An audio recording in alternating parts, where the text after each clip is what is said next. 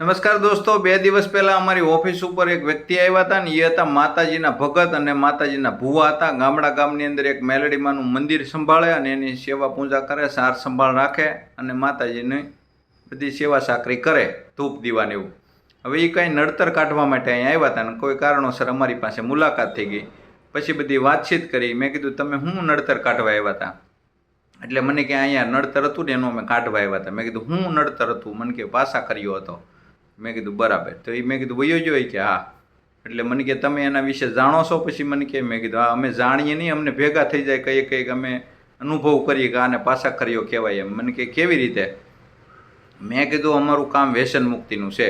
લાખો લોકો વિડીયો જોવે, હજારો એની અંદર કોમેન્ટ થાય, અમુક લોકો એની અંદરથી પ્રેરણા લે અને વ્યસનનો ત્યાગ પણ કરતા હોય. કેટલાય વ્યસન છોડ્યું એવા દાખલા છે, અમારી પાસે પ્રૂફ પ્રમાણ છે. પછી કોઈ વૃક્ષારોપણનું કામ થતું હોય કે કોઈ પણ મૂંગા પશુ પક્ષીની સેવા થતી હોય, ગૌ સેવા થતી હોય, આવા કાંઈ વિડીયોઝની અંદર કોમેન્ટ કોઈ ખરાબ કરી દે એને મેં કીધું પાસા કર્યા જાણી. ધારો કે કોઈ લોક ઉપયોગી કામ થઈ રહ્યું છે, એની અંદર પણ વિરોધ જેને થાય છે, એની અંદર પણ એને કંઈક બીજા વિચારો આવે છે, એ મેં કીધું પાસા કર્યાની નિશાની છે.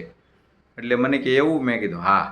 મેં કીધું આ લાખો લોકો વિડીયો જોતા હોય, એની અંદર 2-5 કોમેન્ટો ગાળ્યું લખતા હોય લોકો હોય, એમાં વાત ખાલી એટલી જ હોય કે ટોબેકો છે એ ઝેર છે અને એને આપણે છોડી દેવું જોઈએ. એ એને મંજૂર નથી અને એમાંય વિરોધ થઈ જતો હોય કે આ વાત મને ગમતી વાત નથી, એટલે એમાં એ ગાળ લખી દે અથવા તો ખરાબ કોમેન્ટ કરી દે, તો એ પાસા કર્યા કહેવાય.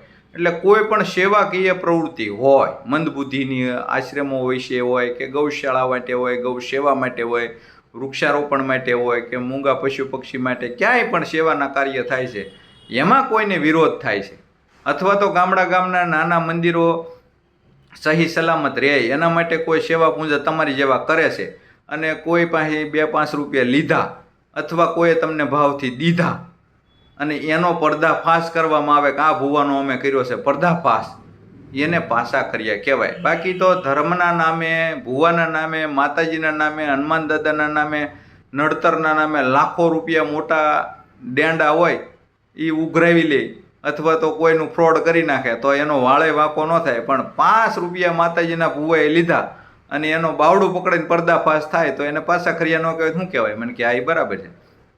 એટલે મેં કીધું એવા આમે આટા મારે છે અને આમ ગુપ્ત રીતે કોમેન્ટ કરતા હોય છે, એટલે અમને અનુભવ થતો હોય. તમે મેં કીધું આ મંદિર સંભાળો છો નાનું એવું ગામનું, તો તમારે નથી કે તમે નહીં જોયું હોય ઘણા ગામમાં કે અમે આ ભુવાનો પર્દાફાશ કર્યો. હવે એ ભુવા અહીંયા કાંઈ કરોડો રૂપિયા ન ઉઘરાવ્યા હોય પણ કોક પાસેથી ધૂપ દિવેલ છે કે લાઇટ બિલના કે દિવેલના કે માતાજીના મંદિરને સાર સંભાળ રાખવા માટે ખર્ચો થતો હોય ને મહિને 1000-1500નો, તો એ કોક પાસેથી લેવા પડે કાં કોક આપતું હોય તો એના પર્દાફાશ થાય.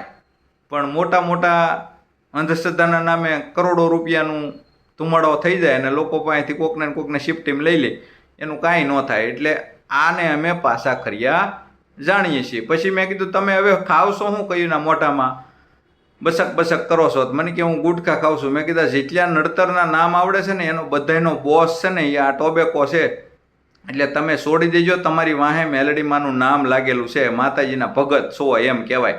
એટલે તમને કાંઈ એવી બીમારી લાગશે ને તો લોકો એમ કહે માતાજીની સેવા કરતો તો એને કેન્સર થયું.